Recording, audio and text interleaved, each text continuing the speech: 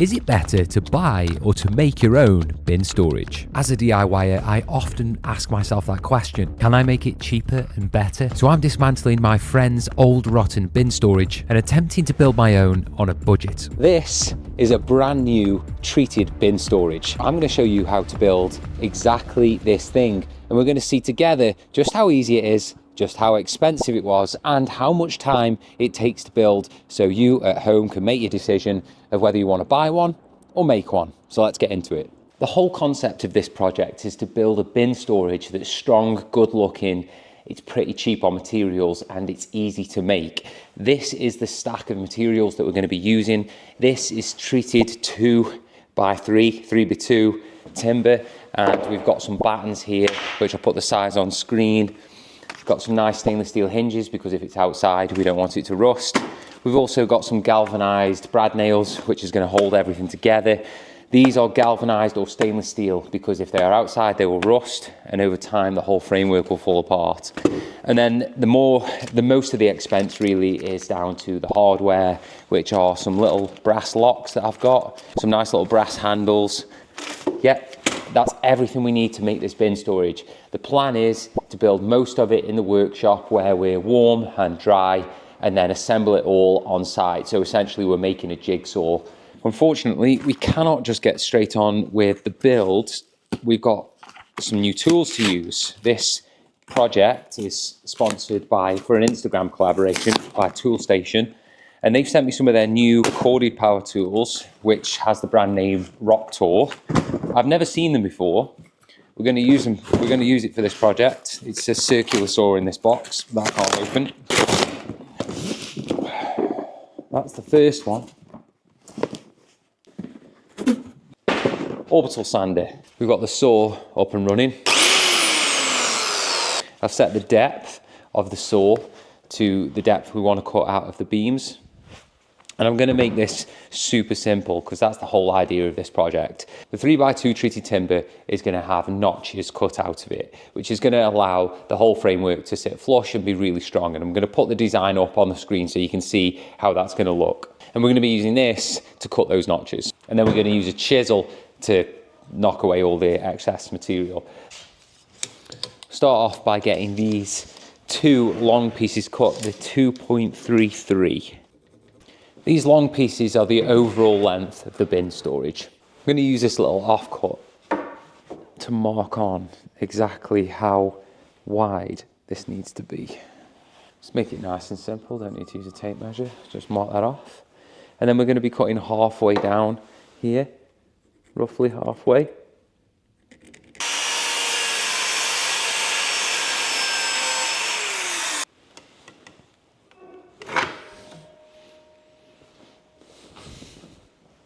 This is a typical joinery technique, and although that might seem a bit intimidating at first to a DIYer, I'm going to explain it fully.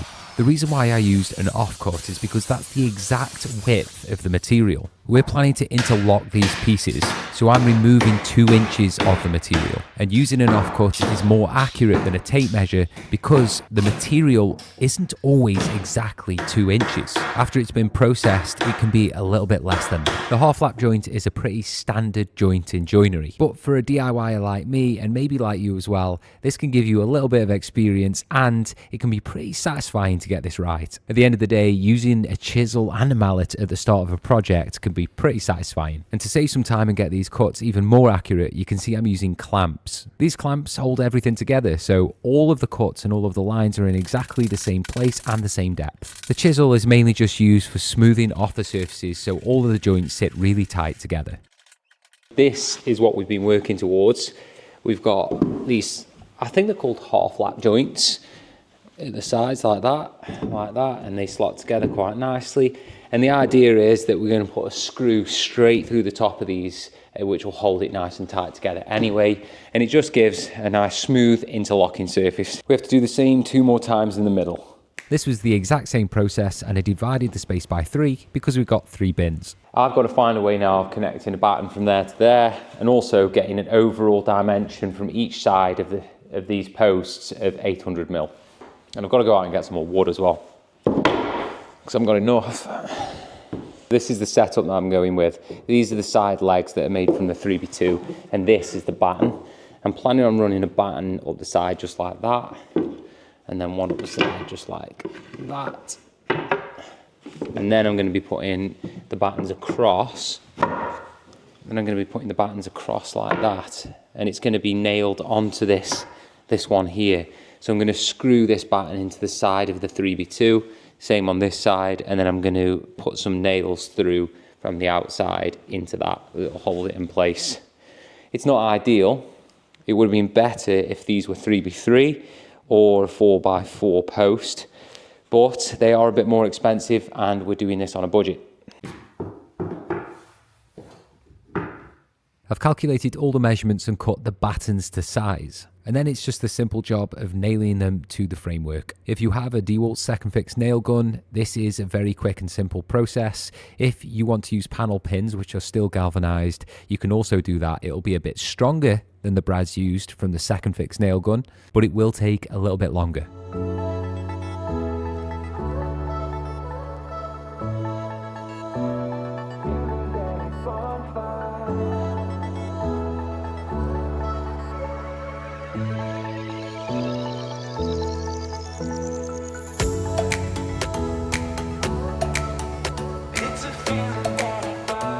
So I'm into this bin storage build project for probably about 4 hours now, and we've made some really good progress. This is the next day because I started the project midday yesterday. So hopefully in a few hours time, we will have the rest completed.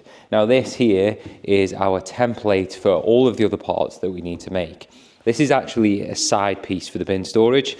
I need to make one exactly the same as this, but for the other side. And then we're going to be doing a similar construction to this across the back. So we're going to have one there, and across on this left side here. And then at the front of the structure, we're going to have 3 doors. Those doors have got to be wide enough and open enough for the bins to slide in and out of. And then the very last thing on the project is to create the lids that sit on top. That's going to make easy access for anyone who wants to put rubbish in each of these bins. So let's get to it. We're going to be doing more of the same.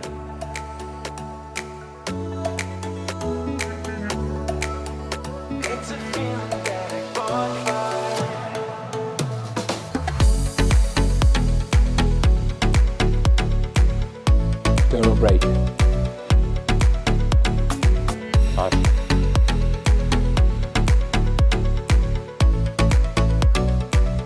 This part here is the front of the post, and this is what all of these battens are going to sit on. And I've turned it on its side like that. I've pressed the batten up against it, so we've got the thickness of 2 battens across this timber. And now when I turn it the right way, so that'll be there like that, I'll do the same with the other one. I'll be able to place the battens on there, and then we'll have a nice surface to work from. I have got to be careful though to make sure that this writing is facing the inside, because it's not very nice to look at. Just absent-mindedly been getting on with this project, and I've made a mistake. This whole slat that I've made, which was supposed to be for the back of the bin storage, is the wrong size. It's actually the size of one of these battens too short on the edge like that, which means that the whole thing is completely unusable. However, I'm hoping that I don't have to go and buy new material, and I can use this just on the lid of the bin storage. And I'm sharing this because even when you have this workshop, even when you have some cool tools, not everything goes to plan, and you have to roll with the punches, and sometimes you waste a bit of material. It's not the end of the world. It might cost a little bit of money, and a little bit of time, which, to be honest, is the most frustrating thing. It's the time. But we're going to move anyway. We're going to carry on making the rest of the panels. I've only got 2 more panels to make for the back, and then I've got all of the sides and back panels, and then it'll be onto doors and lids, which I'm excited for. So let's get to it. I've hit a stumbling block with the doors, and I've been trying to work out a solution. These are the stainless steel hinges I'm going to be using for the doors, but I've got to decide how to connect them to the door itself. If I make the door in the same style I've been making all the panels, as you can see, I'll only be able to put 2 screws in, and they'll go into the end grain of these slats, which honestly won't give it the strength. The alternative is to add 3x2s, which basically means I've got to make up a frame of 3x2, which adds a lot of weight. But as you can see, if I did that, the outcome would be a lot better for the hinge. I think my only solution going forward is to make a frame using the 3x2, but it will add some weight to the doors. This is the prototype door, and honestly, I'm pretty proud of it. As you can see, I've got the 3x2 on the outside, I've got the battens on the inside, and that is sunk just enough to the depth so we can fit some of these slats right on the front, just like that. So that's going to fit nicely across the front, slat the whole thing out, and we've got a nice, perfectly square door that's nicely strengthened by these battens that go diagonally. Inside is this side, and the gate will open like that. It's going to look so good. I'm really pleased with how this has turned out. I've just measured this door, and it's too big. I can't believe I've made a second mistake on this project. I can't believe it. I don't know whether it's because I'm rushing or what, but that's so painful, especially since I've cut these really nice diagonal braces in. I'm going to have to make this a bit slimmer. It's 74 centimeters at the moment, and it needs to be 70 centimeters. I don't know how I've made that mistake.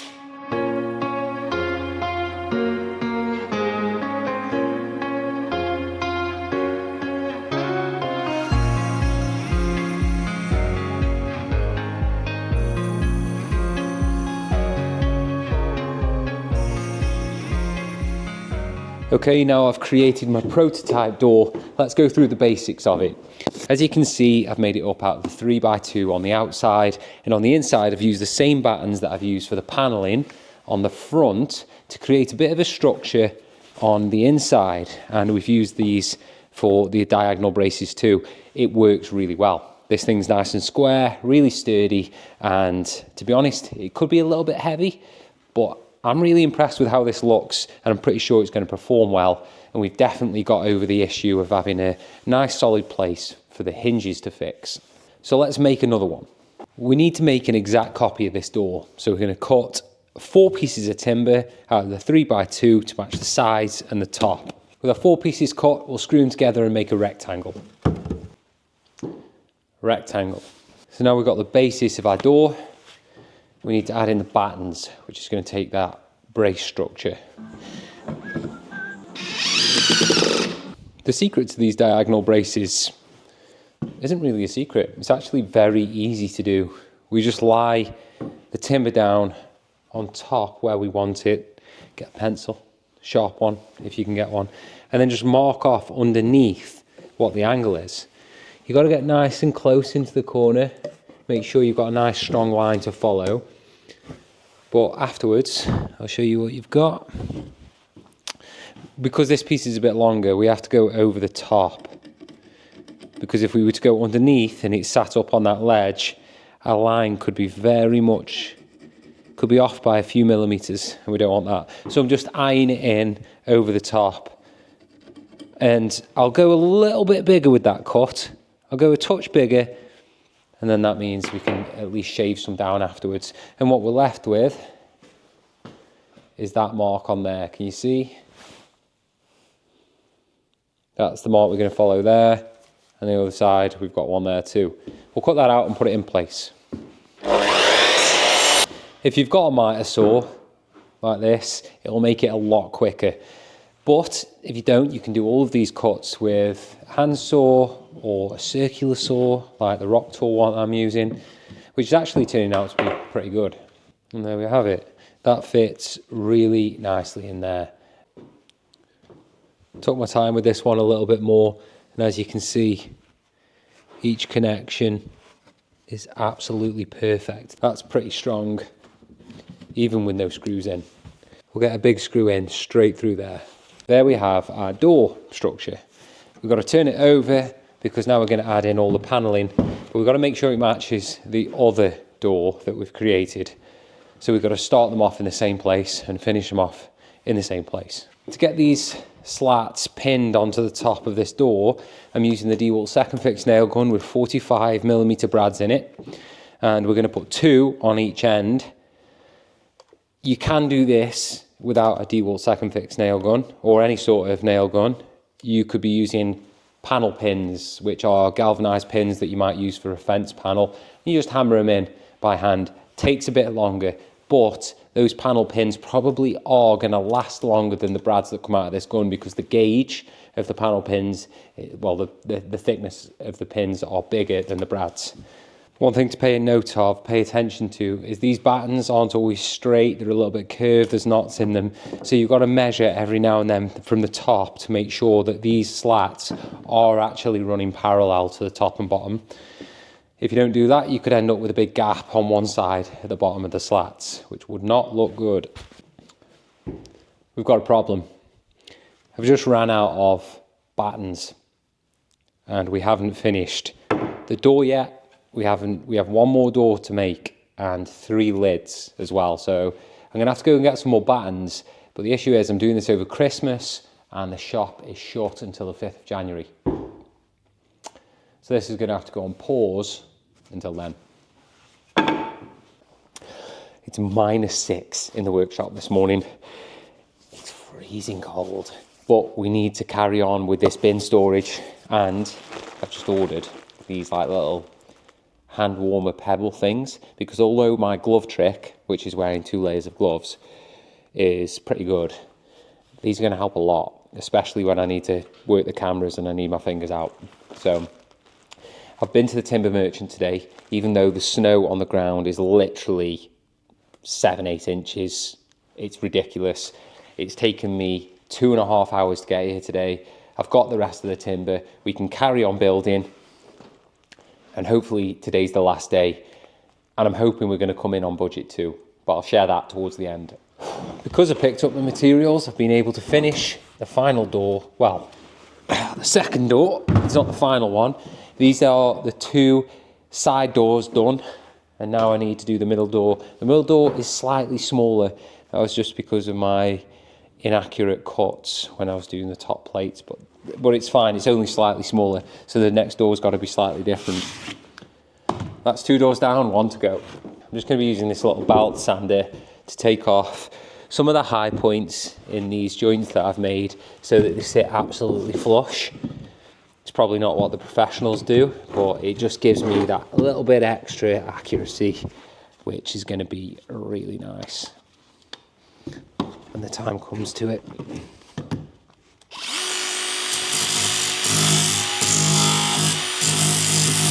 Little tool.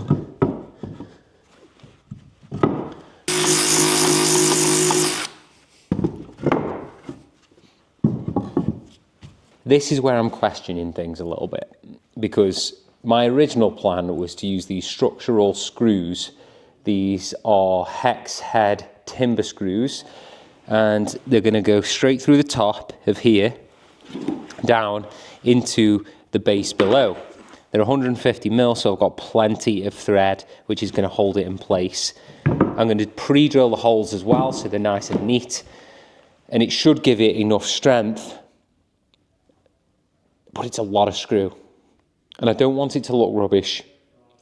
I don't want it to split any of the wood, but I'm going to have to put this thing together before I take it to site, and then undo it all ready, so I know that it all fits together and it all goes. So let's get the whole structure built with these and stop procrastinating, because I'm scared it won't work.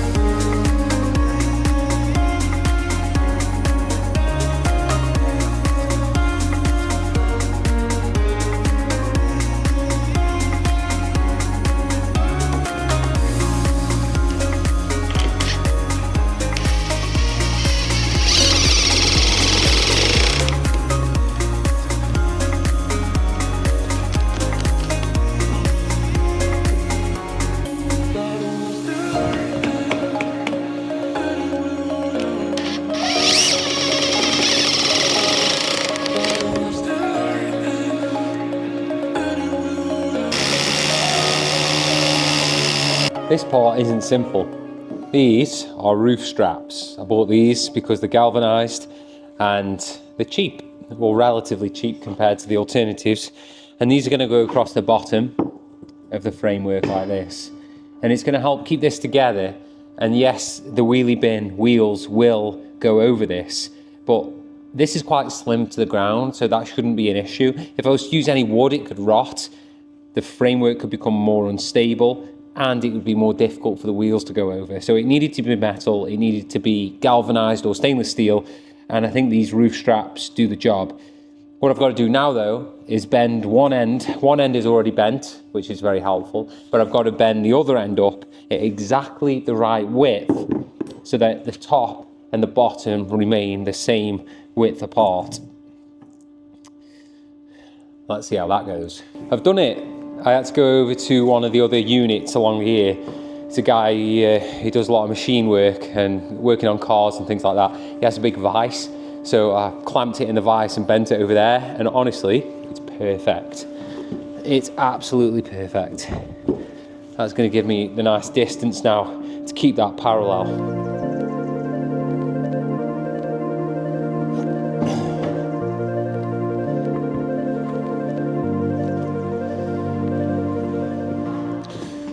Sometimes I think I am dumb.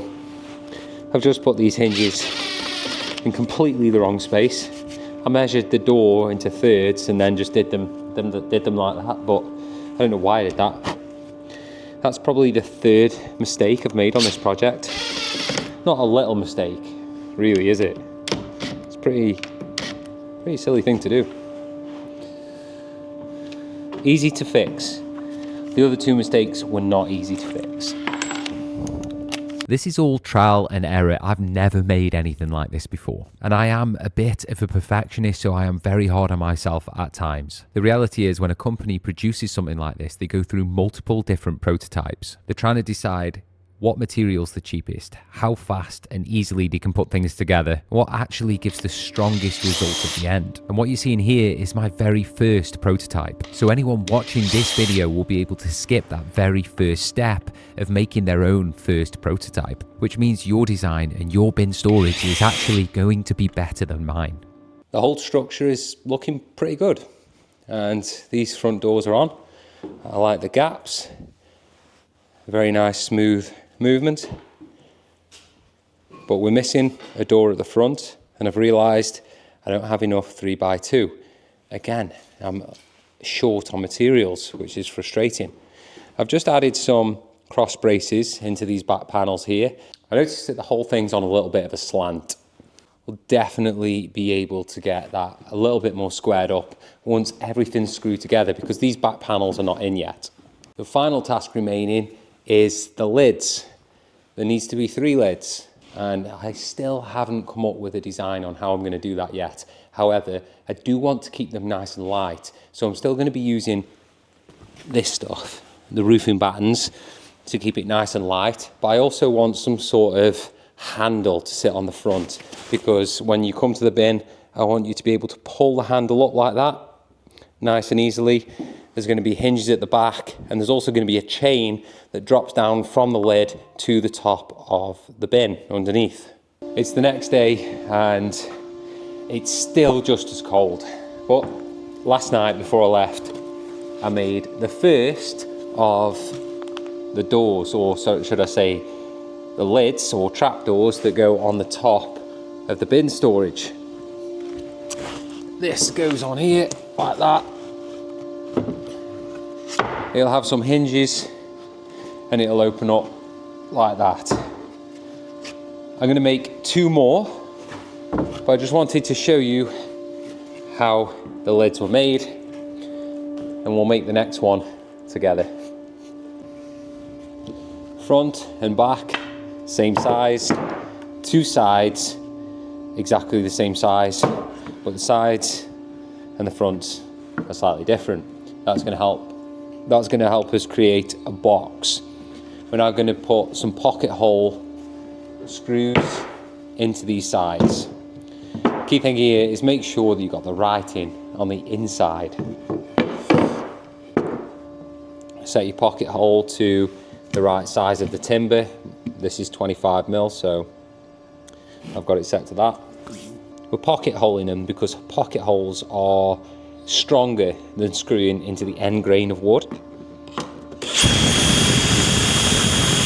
And they're not as visible either, which for a lid is pretty useful.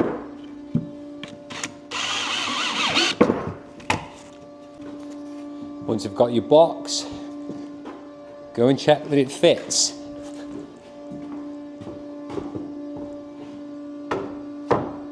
Once you know it fits, you've got to make sure it's square. So we're going to put our cross brace in now.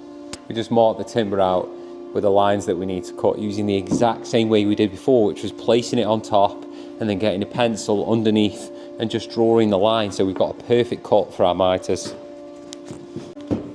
Put some screws through to hold it in place. I'm using the 70 mil.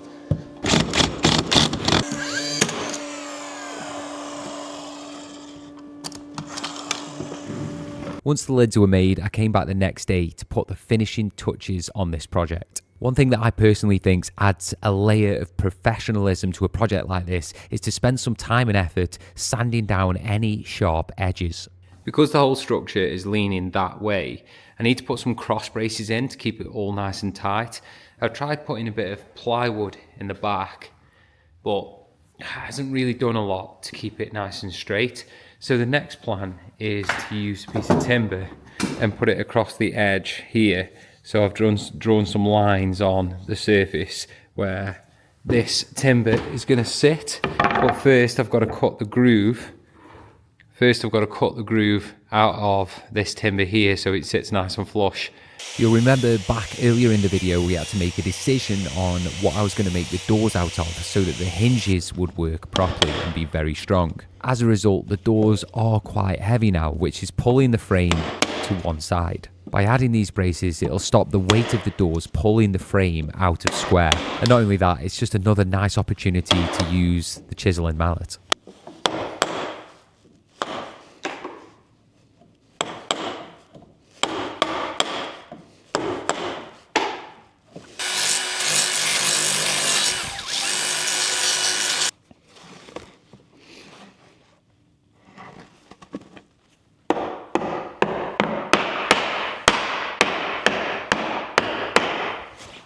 You'll see that I've made this a super snug fit. That is intentional. It's going to help even more with keeping this thing square.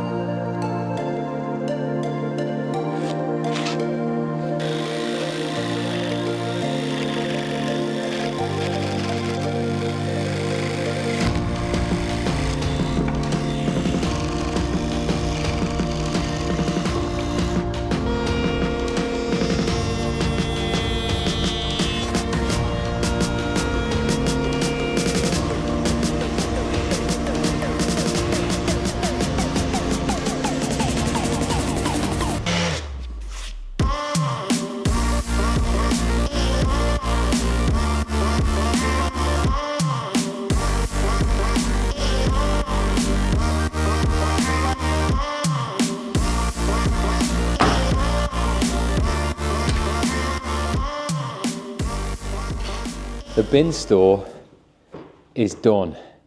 It's a little bit bigger than I thought it was going to be, but it looks amazing. It works really well, but we've got to get it out of this room and we've got to get it onto site, which is for a friend of mine.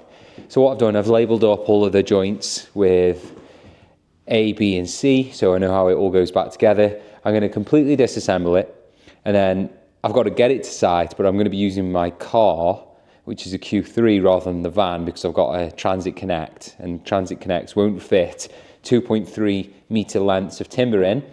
So I've got to put it all in the car and then probably go back on another day with the tools to actually put it all back together. So let's completely disassemble it. I belong to you. I belong to you. Do just what you want.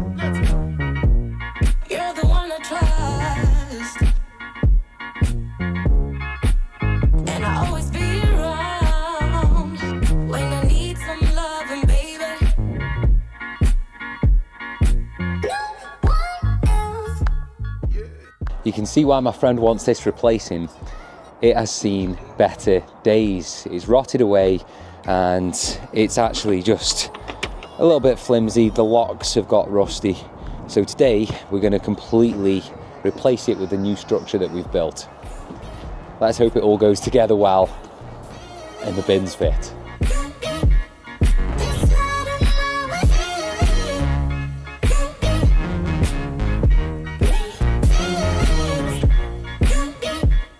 Bin storage gone.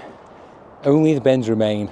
Let's get the new one built and let's see how long it takes to actually put it together on site. The moment of truth. How long will it take? Will I be able to put it back exactly how it was in the workshop? And most of all, will the bins fit? Do just what you want. You're the one I trust. And I always be The bin storage. This took me way longer than I expected. I mean, way longer. And I did it over Christmas. And if you're in the UK watching this, you'll have known we had really bad weather, lots of snow over Christmas. And I completed the whole build in -6 temperature.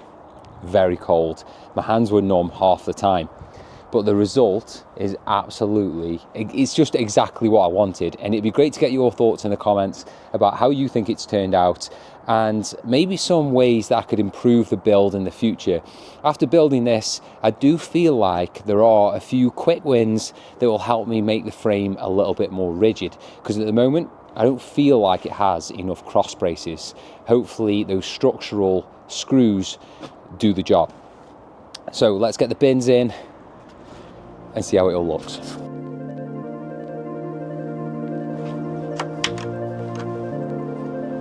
Oh, there's some millimeter precision there.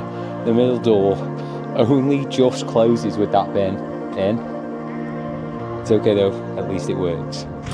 With the bin storage complete, let's talk about whether this is actually a DIY project or not, and how much does it actually cost? Well, I've got some final figures to put into my spreadsheet to see the exact cost, but I'll put the exact cost on the screen so you can see. This took me probably 2 full days of work. I never really got a full day on it because I did it over Christmas, but in reality it probably took 2.5 days max to complete this whole build. I used roofing battens for the slats and I used treated 3x2 timber for the framework. All of the locks and handles are brass, which means they won't rust, and the hinges are stainless steel, so they won't rust either. I've also included at the bottom a strap, which is from the roof of a house, the roof straps. I got this from a builder's merchant. That's also galvanized, which means that won't rust, and it'll help keep all of the framework nice and rigid. All in all, I've got a lot of satisfaction for this whole project. It's been an enjoyable project. If it wasn't for the -6 in the workshop, it would have been even better. So if you've enjoyed watching this video, you found it useful, you might want to share it with a friend, or even just save it for later because you might want to tackle this in the summer, which would be smart. Make sure you like and subscribe, and I'll see you in the next one.